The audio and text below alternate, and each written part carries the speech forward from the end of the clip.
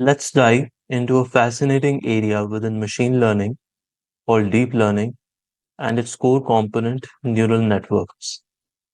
Before we dive into deep learning, let us try to understand what artificial neural networks are. So, artificial neural networks are designed to mimic the structure of the human brain. The human brain is composed of billions of neurons or nerve cells. Each time we recognize an object or an image, specific neural pathways in our brain are activated.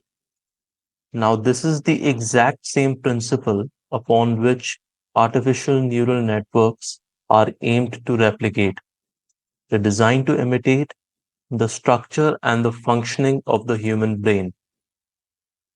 Here's a simple representation of an artificial neural network. We have input layer, a bunch of hidden layers, and an output layer. Input layer consists of neurons or nodes, which act as computing units. Same is with the hidden layer, which can be multiple in number, and the nodes in the input layer receive the data.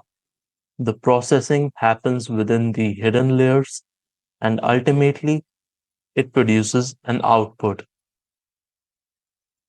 Now let us see how we can decide upon building an artificial neural network and the processes behind it.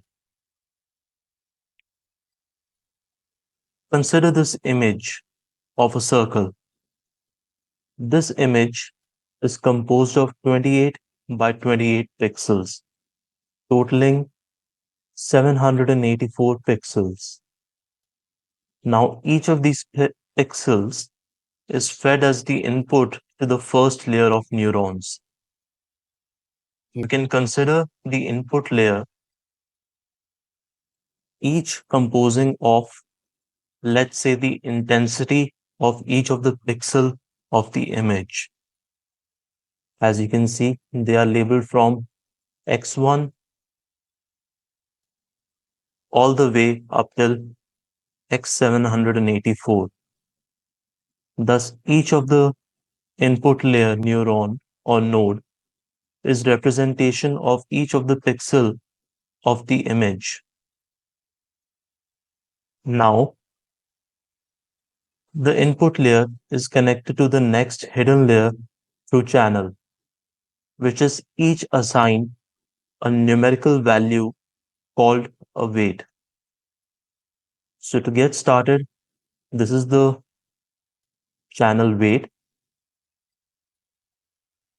which is moving on to the next node in the hidden layer. Now, in order to determine which neuron or node in the hidden layer will get activated, there is something known as an activation function. Neurons of one layer connect to neurons of the next layer, and these inputs are multiplied by the weights, summed up, and then a bias is added to the sum. Now, this value is then connected to an activation function, which determines as a determining threshold as to whether the neuron will get activated or not.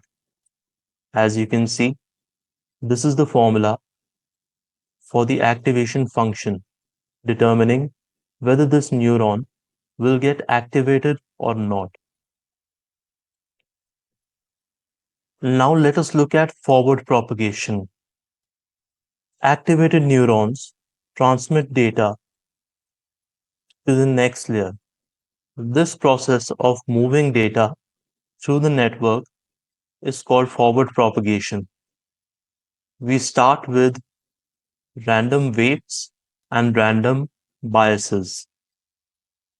And as the neural network trains, we figure out the most optimal values of the weights and biases to determine whether our prediction of this image being that of a circle is correct or not. It might be possible that in the beginning of the training phase, we might not get such a accurate prediction. Even though our initial prediction might be wrong, the network learns through training. Now, during this training, the predicted output is compared to the actual output to calculate the error. This is based on the training data that is provided to the neural network. The error indicates how wrong the prediction is and in which direction the weights need to be adjusted to reduce this error. This error information is transferred back into the neural network to readjust the weights in a process called backward propagation. The cycle of forward and back propagation repeats iteratively with multiple inputs until the network accurately predicts the shapes.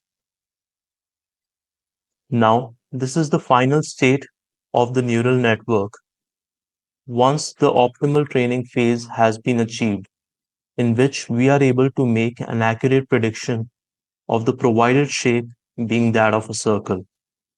It might be possible that in the beginning we get a higher probability of the shape belonging to a square. Consider these values in the output layer as the probability of the shape provided in the input belonging to a particular shape, namely a square, circle, or a triangle. Once the weights are readjusted and the neural network learns on what the optimal combination of weights and biases should be, the neural network finishes training. There are a lot of functions that help us determine how to optimally adjust the weights. Now, this training duration, a neural network can last for hours, sometimes even weeks.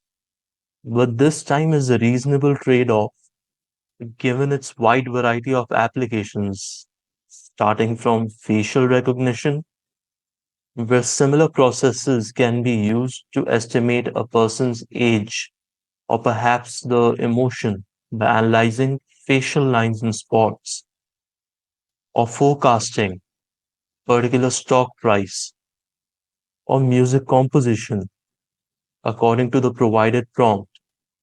Now this forms as an as a basis for how our neural networks would function. In the next section, we will have a look at the generative AI terminologies and how generative AI works. Thank, thank you. See you in the next section.